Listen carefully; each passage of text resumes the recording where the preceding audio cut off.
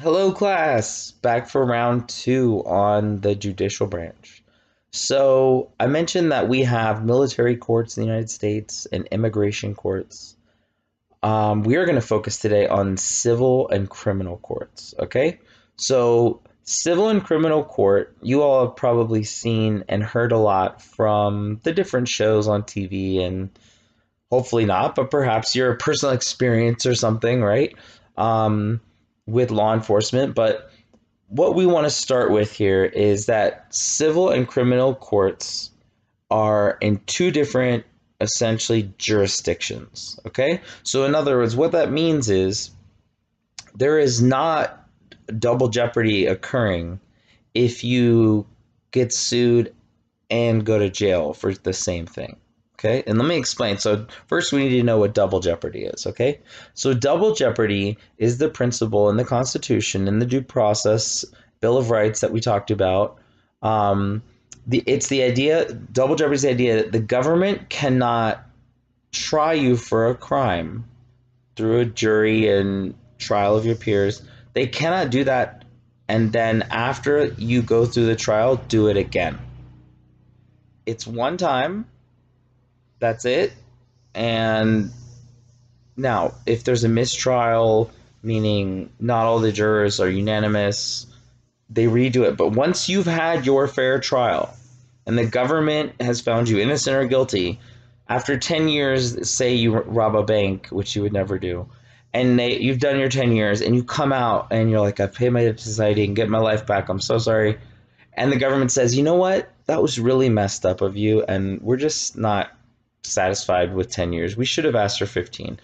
We're taking you back to trial for the exact same thing so we can get 5 more years. That cannot happen in the United States, right? That's double jeopardy. But how is it then that you can get sued for something and also go to jail? Isn't that double jeopardy? It's the same thing that you're getting in trouble for twice. That's kind of the idea, but here's the difference. One is criminal and one is civil, and there's a line down the middle called jurisdiction. And so jurisdiction is a great term to write down if you don't know it already. Jurisdiction is your sphere of influence. Where do you have power? You don't have power everywhere. Where do you have power? So if you want to put it a different way, a fancy word is your purview. Purview, Purview. That's your assignment. Go look that one up. Purview. So your jurisdiction, your purview, your sphere of influence, if your police officer is going to be in a state or a district, it's not going to be everywhere, right? But jurisdiction in criminal and civil cases means that you can be sued and go to jail for the same thing, and it's not double jeopardy. All right? Does that make sense? Good.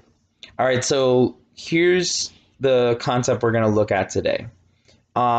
We're going to look at the difference between civil and criminal courts, and how would you know if you were going to go to one or the other? How would you know based on hearing a case which one you would probably be going to? Let's give an example to kind of illuminate that. So there was a CEO or a manager of a factory that produced peanut butter, large scale. And this was about 5 or 10 years ago. Large scale factory producing peanut butter. And here's where it goes. Nothing's going wrong. And then all of a sudden, one day, someone finds that there is salmonella in the peanut butter that they're about to send out. It got in the vat somehow and it's mixed in. And just to gross you out a little bit, salmonella is what's in raw chicken. And then you're talking about it being in a warm, you don't refrigerate peanut butter usually, and you don't cook it either. So it's in this warm, safe place to grow and to get you very, very, very sick, right? In fact, there was a kid that ate peanut butter that was sent out and died. And so, of course, the guy gets sued, right? But here's the question. Did he know that there was salmonella in it before he shipped it out? Did he know and he said, yeah, I want to make the profit? Yes, he did. Oof. That is horrible and that is criminal, right? So he's going to jail for that because he knew he could have stopped it and he didn't. But he's also getting sued because of wrongful death, because of pain and suffering, right? And here's a question to think about. How much is the pain and suffering worth in dollars if you lost your 4 year old? I have a 4 year old. God forbid. I mean, you didn't even think over a peanut butter and jelly sandwich. Can you put a price on it? You obviously every parent's like, oh, this is priceless. How, this just shows you, this is what I'm getting at.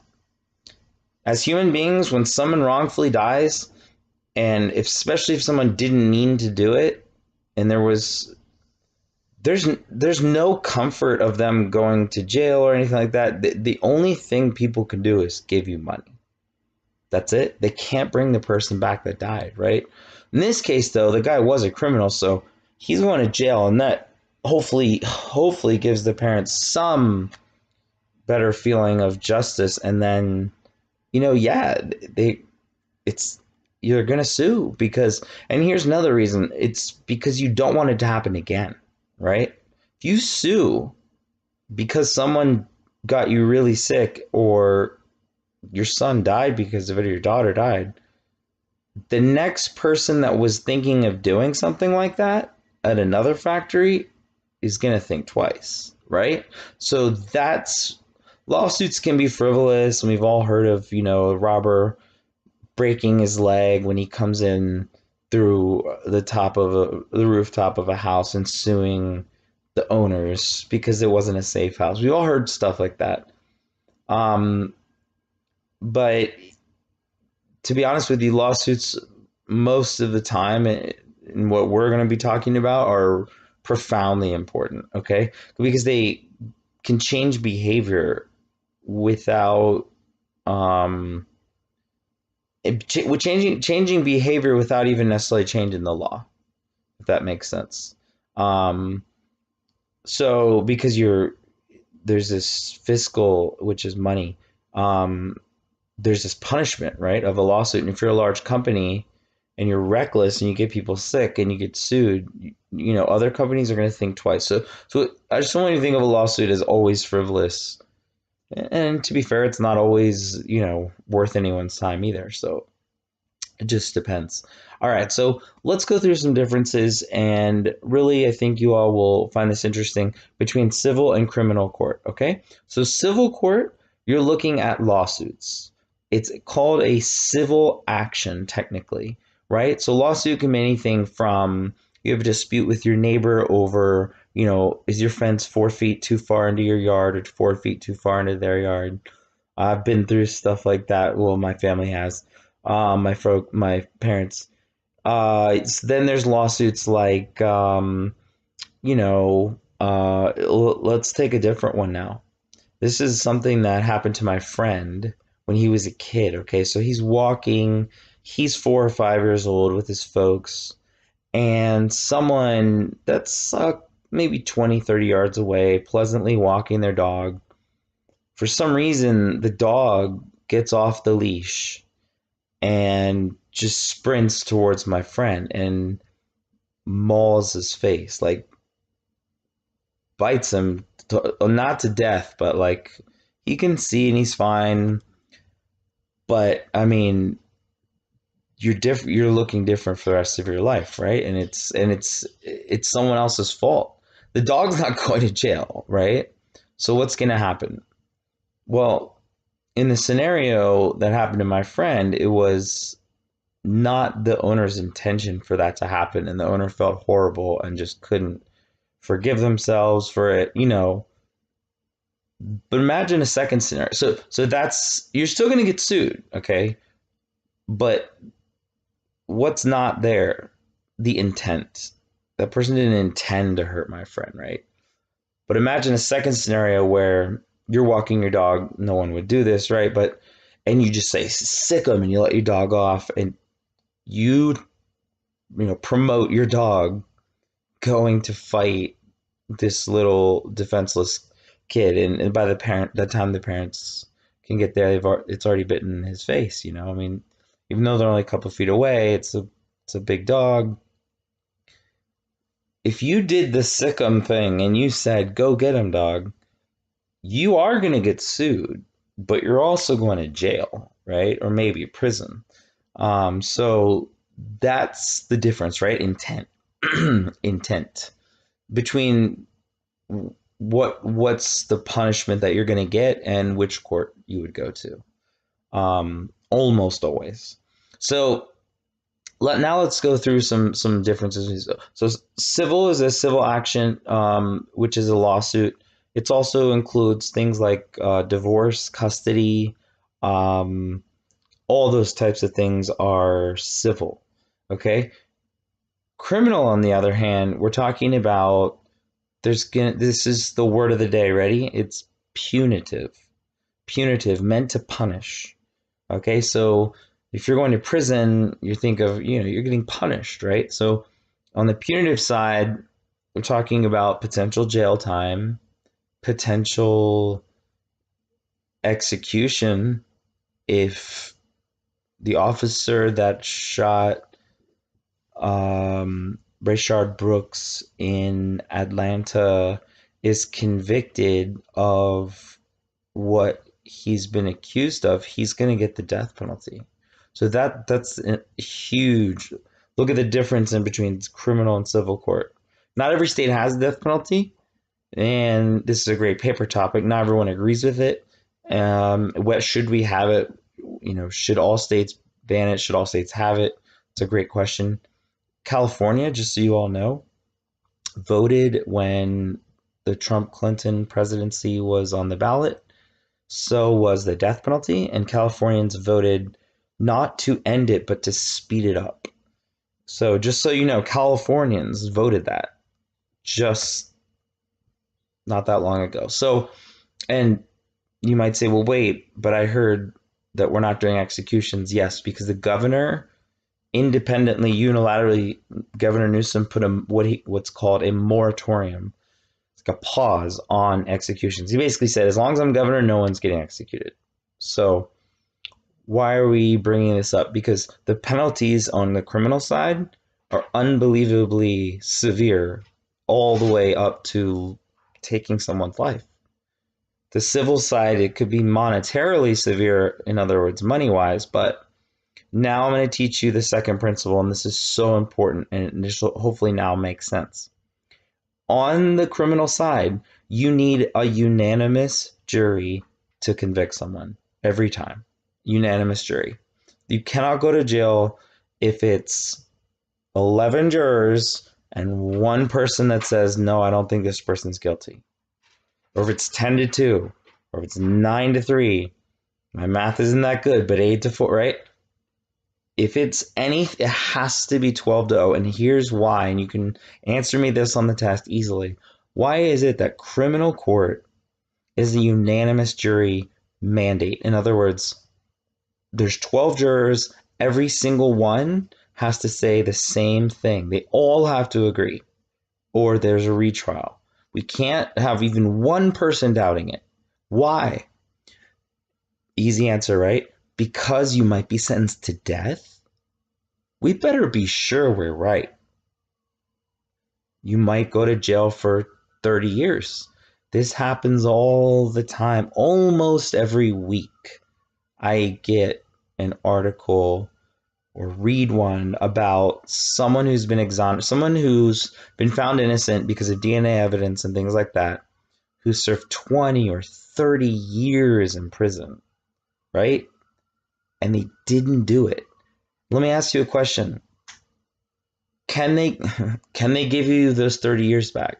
You go in as age 20 and you come out at 50 for something you did not do. Your reputation's ruined for those 30 years. Finally, everyone realizes you're innocent. You come out at 50.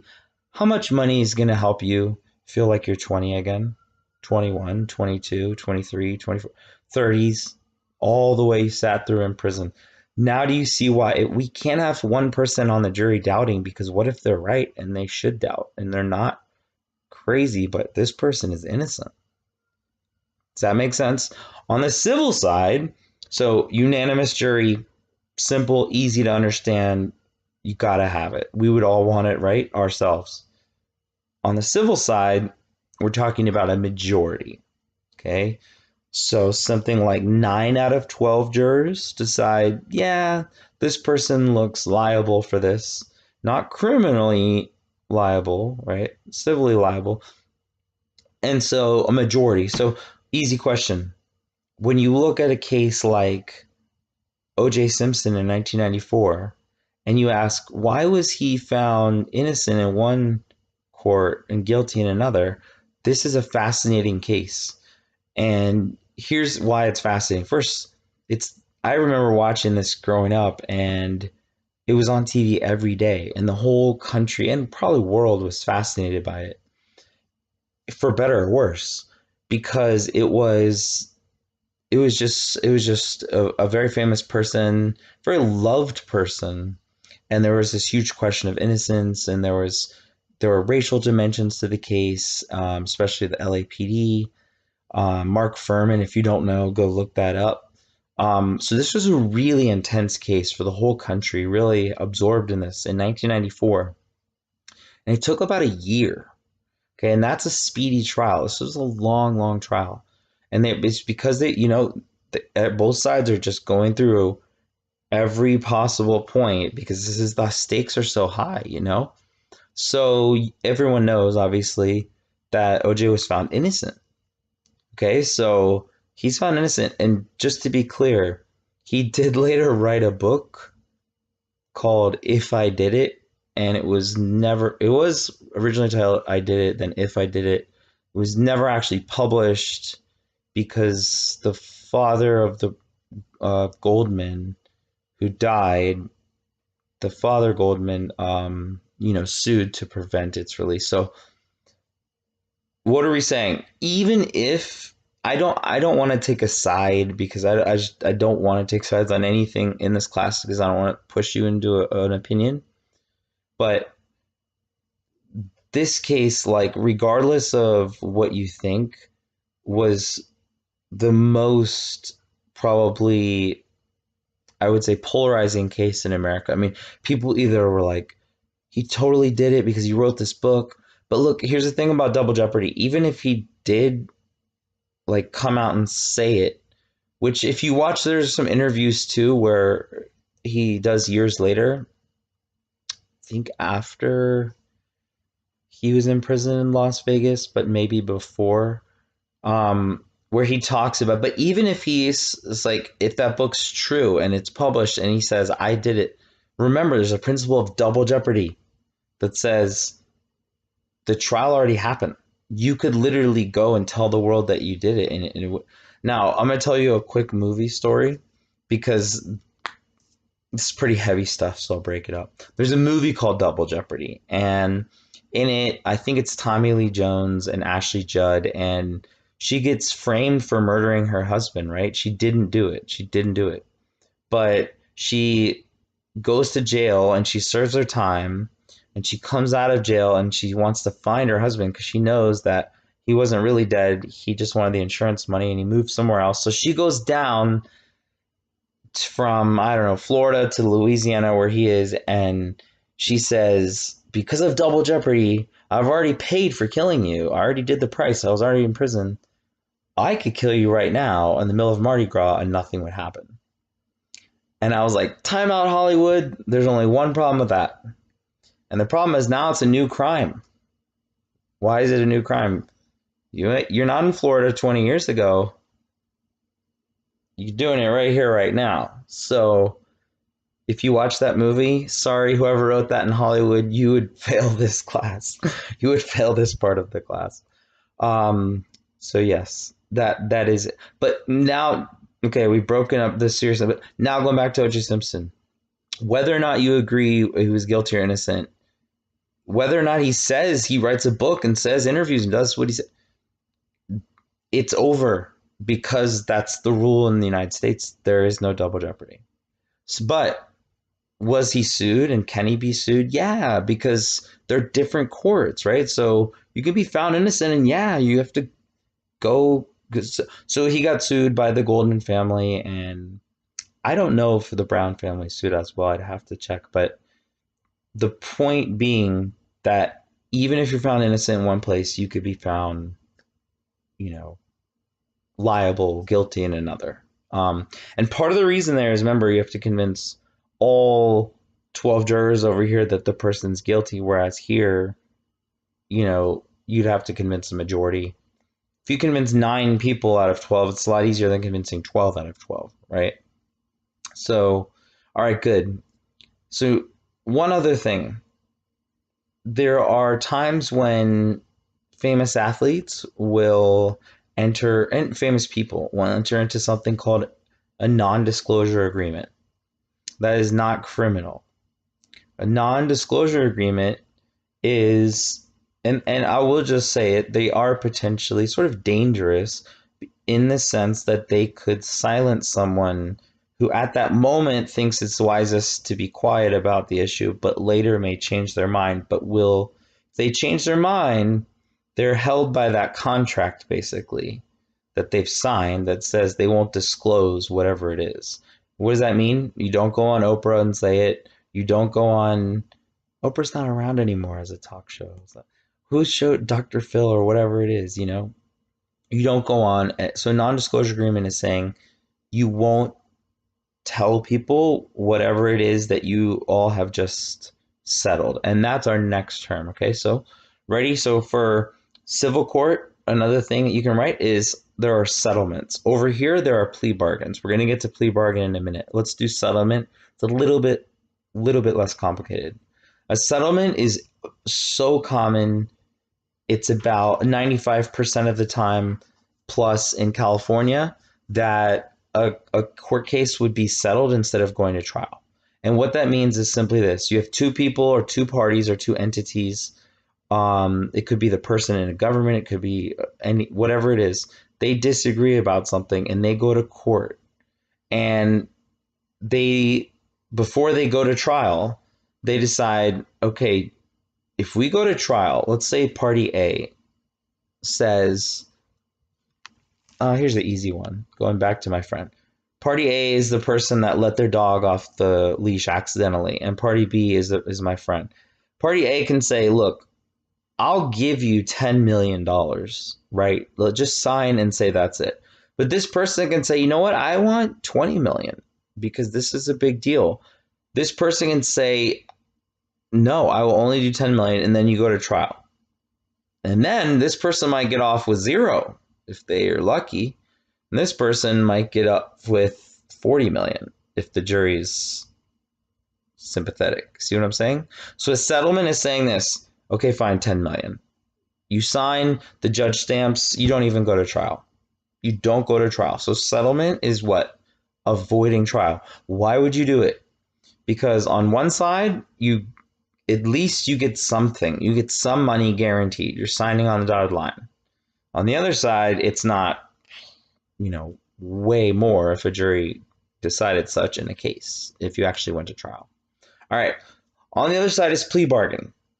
I will say this, go on Netflix and look through confession tapes if you get a chance and watch. It doesn't push a political side. It just tells the truth about the fact that there are times confessions, and it's hard to believe until you actually see it, and it'll make a lot of sense. It's unbelievable. It's amazing to watch. It's incredible. But let's say, and this may be rare. I wouldn't doubt that, but it happens where somebody pleads guilty to a crime that they didn't commit, and sometimes it could be more common for small crimes, like they said I'm drinking and driving or whatever, but for big crimes like murder or something, or for robbery or accessory or these types of things.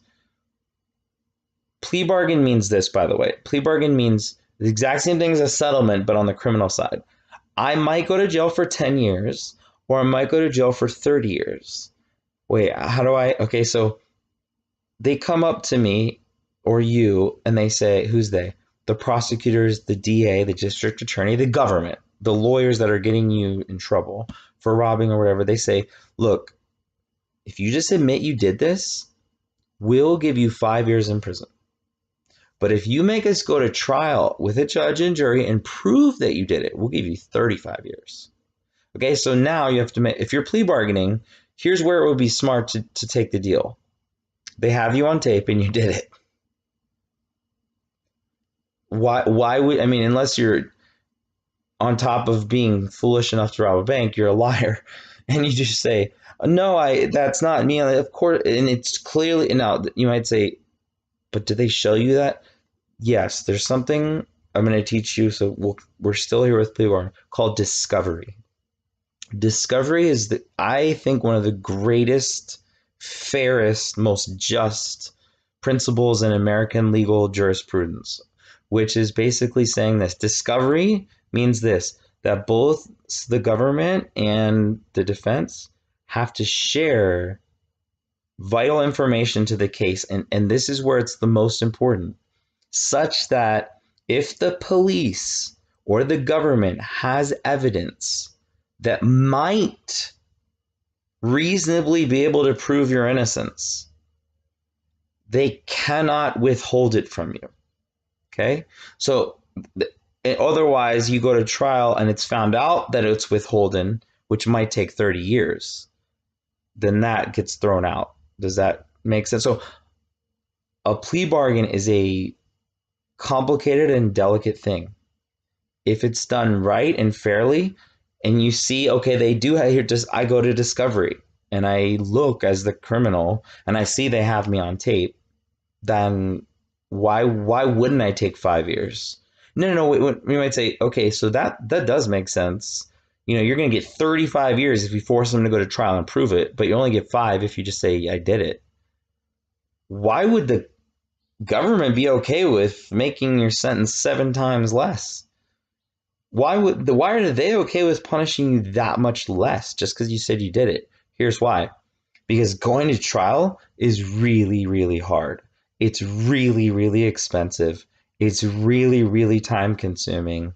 And it's really risky. Why? Because these are 12 supposed to be random people from the area in which this crime has been committed. You have to rely on a lot of stuff to prove a person's guilty. If the person just says they're guilty, so a plea bargain for police, and when it's done right and fair and justly, it's a win-win. The criminal's like, okay, you're writing, I'm guilty, I'm sorry, I did this, and you got to say how sorry you are and admitting it. You got to admit everything. That if that happens, that to me that's what plea bargain is for. Where it can get nasty is where you have confessions, right, that are coerced, or that someone doesn't have the mental capacity to make that confession, but you're coercing it or forcing it out of them anyway. Plea bargains can be troublesome, just like a settlement, right? Just like a non-disclosure agreement. It doesn't mean all of them are. It just means that it's a huge, so just think about this. 95% of cases are going to be plea bargain plus. So if you see a district attorney who's running for district attorney again, and you see a commercial, I saw a hilarious commercial. It was saying, and it was hilarious only if you know the numbers, which is saying like less than 5% of the people that I went after for crimes, got off or something like that. And what that's not saying is 95% plus of every criminal act in California, at least, is plea bargained. It's just so, because if the police are going to come to you and try to get you in trouble and throw you in jail, they're not going to come do that if they don't already have substantial evidence, unless they're just doing something completely wrong. And then at discovery, you would find out that evidence doesn't exist, and you wouldn't plead guilty. You'd say, bring it on. Hopefully, right? Okay, so I know this is a lot, but just think about plea bargain as it couldn't be a useful and helpful win-win. And if it's corrupt, then it's a lose-lose almost, right? No, I mean, it is a lose-lose, So hopefully it's a win-win, just like hopefully a settlement is a win-win, right? You might not want everything in your business to blow up because all the truth comes out about how your phones cause, cancer. And so you want to quickly go change the phone thing, and you feel really bad that it causes cancer. So instead of going to trial and having all this come out, you just pay the undisclosed amount of money, or disclosed, and it's done. It's not talked about anymore. And then, I mean, obviously in this case, you'd have to remedy it, right? You have to fix it. Um, okay, so good. Plea bargains and settlements, just think of them as the civil and criminal equivalent of each other, essentially. Um, okay, a couple more things and we'll be through. You all are doing great. So, next thing, on the civil side, you have something called a class action lawsuit. A class action lawsuit. Class action lawsuit is when a group of people sue one person, one entity, or the government. Okay, so for example, a huge class of women, about 1 million women, sued Walmart several years ago over what they alleged was discrimination, not getting breaks the same as their male counterparts, not getting paid the same, all types of grievances, well documented grievances. And the Supreme Court essentially said that this was my reading of it, was so many different people in so many different locations that there's no way it could have been corroborated, and that it was truly orchestrated and intentionally done on a corporate level. I know it's very legalese, but stay with me. Why would 1 million women suing Walmart be better than 10 women suing Walmart? And you could take this for 10 any people suing anything versus 1 million people. The reason that generally you would assume that it would be great to have more people suing is because they're all saying the same thing. They're all saying, I was discriminated against. I was harassed. I didn't get the money that the other people got that were not my gender. I didn't get, right? And if everyone's saying that, it's kind of like, I once had this horrible situation happen where someone came to me and said, so and so in your class is cheating.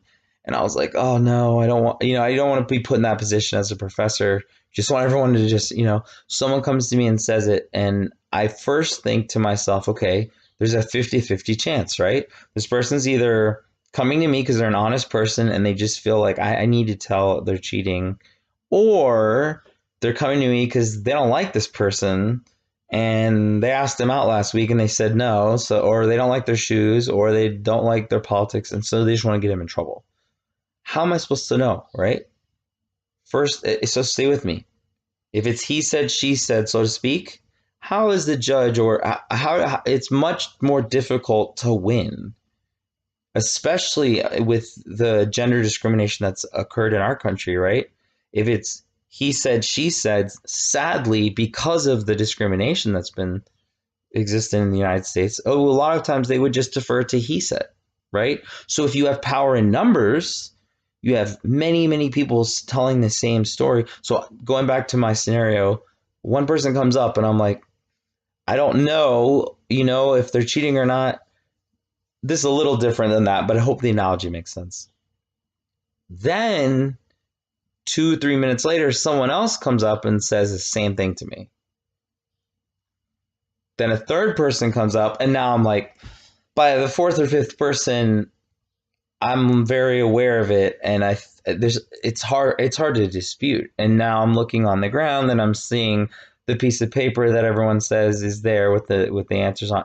So does that make sense? So I know that's not the perfect analogy, but it helps me to wrap my head around, okay, what's a class action lawsuit, and why would you, if you were grieved, if you were discriminated against, if you were harassed, why would you share the money with all the other people too? That's another question.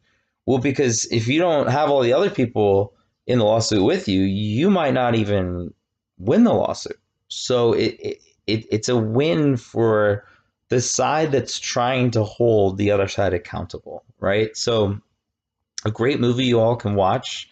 I can't make you watch it, but I would highly recommend it. North Country. with I believe it's Charlize Theron is the main character in this movie, but it's based on a true story. And if you watch it, you'll get a much better synopsis than this. But the basic idea, and yes, I'm going to spoil it for you, is that spoiler alert, you have time to pause it really quick.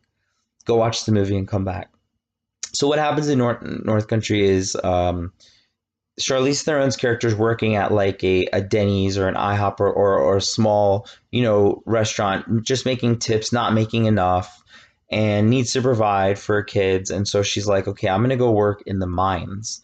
And this is where like the industry was in the 70s, completely male dominated, sexist to its core systematically, and had very few women working there who were extremely unhappy because of how they were being treated, but felt like they had no recourse. So Charlize Theron's character comes in, and she, is experiencing the harassment firsthand. And I won't get too into it. So if you do watch the movie, you'll see it. It's really it's intense and poignant. And what ends up happening is she goes and talks to the other. She wants to try to talk to the boss directly, right? Like, hey, come on, do you see what's happening to us women? This is outrageous. And it is outrageous, and it's it's unconstitutional, and it's violation of ethics. And the boss, from what I can remember, is basically just like, stop crying, go back and do your job, get out of my face unless you want to get fired, type of thing. So imagine this happens in real life, and it's you and you're against your boss, and your boss is actually allowing this type of work environment, right? Where whole groups of people are being harassed, or anyone for that matter. And so you can't get through one-on-one. It's he said, she said, remember? And this is back, especially when things were even more discriminatory. So she goes to the other ladies that work there with her, and she says, first she asks, what have you experienced? And boom, boom, boom. It's the same thing down the list. Same harassment, same unfair treatment, same unethical treatment, same illegal treatment. And she convinces, at first there's some women who are in the group that are like, I don't know if I want to, go in on the lawsuit with you. Because why? And this is really important to understand. It's sad, but it's important that that's in the movie, because it shows a sad reality that some people won't enter into a lawsuit because they're scared of losing their jobs. Because imagine this. You sue your boss, you lose, and then you go back to work on Monday. How's that conversation with your boss? Hey, sorry about suing you on Friday. I still think I'm right. Your boss is going to fire you. It's you lost the lawsuit. You don't have no legal grounds, right, anymore. So there's a risk, there's a bravery, there's a courage to doing this. But it's sad that you'd have to be worried about that, right? But thankfully, it turns out a happy ending. Okay, can unpause now. I'm gonna give the ending. They win the lawsuit, right? And it's common sense. It took way too long, but that's how a class action lawsuit can work. And that's how I would argue it's supposed to work, right? Because what it did was it brought light to a really important issue of discrimination, and it remedied it with litigation, meaning you can fine people so heavily that their behavior will change very rapidly. You can also find people out of business. There's a lot of, but the point being, once you have that group of people and they're all saying the same thing, it's much harder to ignore, isn't it? If all those students are telling me that the person's cheating, I have to consider it much more than if it's just one person. Because if I am a judge and I know absolutely nothing, and I'm honestly impartial, and I'm not in any way, like, I still don't know either of the two people, how would I know? And that's how I felt in that situation. Closest I'll ever get to being a judge, probably. But so yeah, don't cheat. That's the message here. I'm gonna teach you one or two more principles and get you on your way for now. So one other thing on the civil side that's really interesting, and you can watch a John Oliver skit about this. there's some stuff, salty language, a little bit inappropriate humor. So I don't want to endorse it or enforce it. But if you feel like you can handle some salty language to understand this issue in a way beyond what I'm going to tell you, then you can check civil asset forfeiture or civil forfeiture. And it's a skit by John Oliver, not a skit, but it's like a HBO special. It's about 20 minutes long. Again, not required. And I don't endorse his sense of humor on everything. But he does get to the broader point, and some of it is just genuinely funny and not, not over the top or anything. And here's what the piece is about, and here's what I want to teach you all about, because I think most people have no idea about this, and it's extremely invasive and potentially, I would argue, unconstitutional. And here's why. Okay, so civil forfeiture or civil asset forfeiture is very simply this. The government, forfeiting, right? Forfeiture. You are forfeiting your stuff to the government. Let me put it much simpler. Here's your definition. The government is taking your stuff without charging you with the crime. Okay? The government's taking your stuff without charging you with a crime. Now, if they charge you with a crime like robbery, they're going to take your stuff, right? But what if you haven't gotten charged with a crime and they still take your stuff? How's that possible? Well, that's what civil forfeiture or civil asset forfeiture is. So here would be an example of. Let me give you an example when it should be used in terms of ethically and constitutionally. Imagine if it was something like this. You got a guy like El Chapo, say, and you can't catch him, but you get really close. And I'm not saying I agree with the war on drugs, but if you want to catch him, right, and you can't catch him, just as you get into the building, he's gotten tipped off and he's gone. You get there and there's money, cash, there's guns, and there's drugs. They didn't have time to grab everything. But you don't get El Chapo, right? Can you take the guns? Can you take the drugs? Can you take the cash? As a police, as a DEA, as a whatever element of government you're working in to be in that situation. Of course you can. Of course you can, right? So that's an example. Sorry to pick on El Chapo, right? But in all seriousness, he, by the way, do you guys know he escaped like several times? You probably know. This stuff is very interesting, most of this stuff. One interesting thing I remember from the trial, just quickly, was with El Chapo, was the fact that he said that a lot of the drugs went through legal points of entry, which would mean that the wall wouldn't have an impact on drug absorption into the United States necessarily. But going back to El Chapo, civil asset forfeiture, they're going to take his stuff if they can't catch him, right? If you're, a drug dealer or arms dealer or whatever, and they can't catch you, but they catch your stuff, of course they're going to take it. And then what do they do with it? Well, eventually they're going to spend it and use it. Hopefully not use the drugs. That would be very hypocritical. But they could use the money for their department, and in many places there's almost to none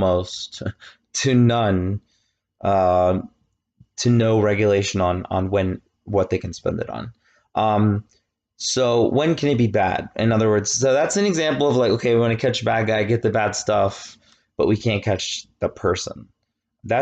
And the person can go back and to the police station and say, I'd like my stuff back. And if you're El Chapo, you would never do that. Why? Because then you'd be arrested immediately. And if you were actually innocent, you could go back and get your stuff. So here's an example of something like that. In the John Oliver piece, it outlines this guy. He's given like, I don't know, maybe $5,000, something like that in cash by his dad to go start a business.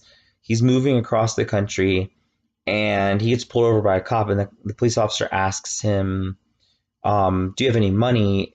And he says, yeah, I have like 5,000 or whatever the amount was, but it was in the thousands.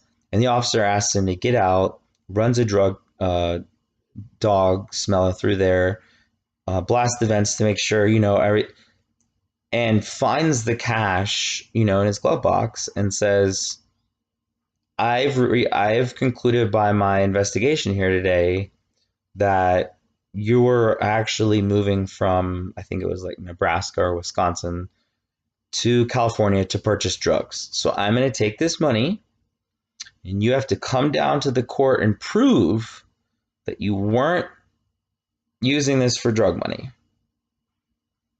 What? Yes. Okay, so here's why that can happen. Because in civil court, remember, just like there's not a unanimous needed, there's something called the preponderance of evidence. The preponderance of evidence. So if you're pondering something, what does that mean? You're thinking about it. The preponderance of evidence means this.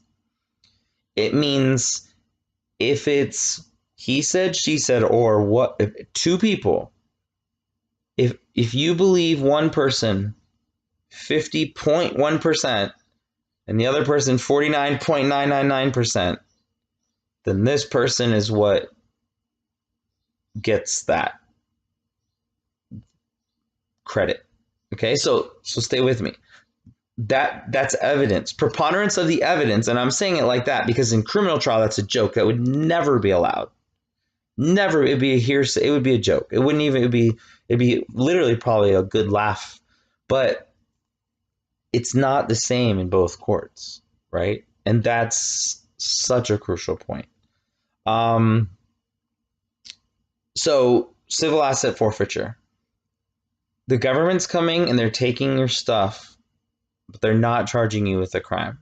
Okay, so an example that some of you may have seen was, it may have been years ago now, time flies, but there was a gentleman who was selling food. I don't know, like, and it wasn't a food truck, it was like a food cart. It was like he's pushing it around, people making food. And he's making it, and a police officer comes, and if you haven't seen this, you could go, like, maybe YouTube this or something. Police officer, from my memory of the video, pretty much asks him if he has a license. He says either he doesn't have it with him or no. And so the police officer says, let me basically give me your wallet, and takes the money, that, like, literally takes the money out of this gentleman's wallet who's selling the food, and says, if you want it back, that's a civil asset forfeiture, civil forfeiture. He's taking it. Is he charging this? Is he taking this guy to jail for selling this? No. He's not even necessarily removing him. But now the guy he's not going to sit there and try to make more money. The police officer is going to take that. So he's enforcing it that way. He, in this case, was the police officer. The gentleman who's selling it has to go to court and say, can I please have my money back? Can I please have my cash back? And here's the maddening part. In a lot of states and counties in America, the person that you would go see to get your stuff back is the person, in charge of the person who took it. So like the DA, or a police chief or something like that. So in other words, getting it back is not just as easy as like, dude, I wasn't using it for drugs. I'm trying to go start a business. Or I was going to go buy a car, or whatever I was going to do with this cash. So, absolutely no knock on police officers whatsoever, and I'm not your legal advisor, but you could jokingly kind of say, if a police officer does ask you if you have large quantities of cash in your vehicle, you can politely use your Fifth Amendment right, which is the right to remain silent. Now that you know that story about, and there's, look, there is good use of civil asset forfeiture if it's, God forbid it's something like dangerous or like child pornography or something horrible where they have to take it. They can't leave it in the house just because the creep left. They have to take it. Or if it's heroin, again, I'm not saying I agree with the war on drugs, or they go and take drugs. They're not, based on the law, they're not gonna leave the drugs there. They're gonna take them and they're gonna say, "Fine, come down to the precinct and tell us how innocent you are when we know your drugs are right here, right?" And so if they're seizing guns, right? What if they're seizing guns? What if they're? I mean, these are things that you would. I mean, we would probably want police to seize, right? These are like potentially, when I say potentially, I'm not necessarily in agreement that seizing marijuana is gonna help the situation in the United States, and I don't think that it will probably happen again. But the other examples are serious, right? And they're really profound. And so you could assume that the government is gonna, if they see something horrible, like children or heavy drugs or guns. I mean, these things you can't not commit civil asset forfeiture. They need to take those things. Those things don't have any place in society, right? So, or anywhere. Does that make sense? So civil asset forfeiture you could see as a tool by police to get bad things off the streets before they get there, or once they're there, get them. And if you can't get the bad guy or bad girl, whoever it was that did the crime, you can at least get the stuff. The bad part is this can be abused by police just like anything, and there isn't any overriding federal law to prevent local and state police from doing this. However, good news is there's been some bipartisan, which means like even Republicans, Democrats working together. I think Rand Paul, which might surprise some people who know him and don't like him, is actually wanting to work together with Cory Booker to kind of address this law, because they feel like civil forfeiture is it's unconstitutional because you're not getting a trial. But then again, police will say, well, of course you're not getting a trial. You're not in trouble. Your stuff's in trouble. You're not under arrest. Your stuff's essentially under arrest. So that's the controversy behind civil asset forfeiture. I hope I explained it as fairly. I tried to explain as fairly as I could. Hope it made sense. I'm going to try to say last but not least for criminal and civil, just think this. There's a big difference between putting someone in jail for 20 to 30 years or to death and suing them. And so that's the big reason why you see a discrepancy between a unanimous jury that's required and, a jury that's a majority. I'll see you guys soon. I hope you learned something new. If you have any questions, email me, no problem. Write a comment and discuss. I hope you all enjoyed. And I hope you all stay away from court. Unless you're a juror, that would be fun, kind of fun, right? If you're on the jury, and a judge, that'd be pretty awesome too. All right, see y'all soon.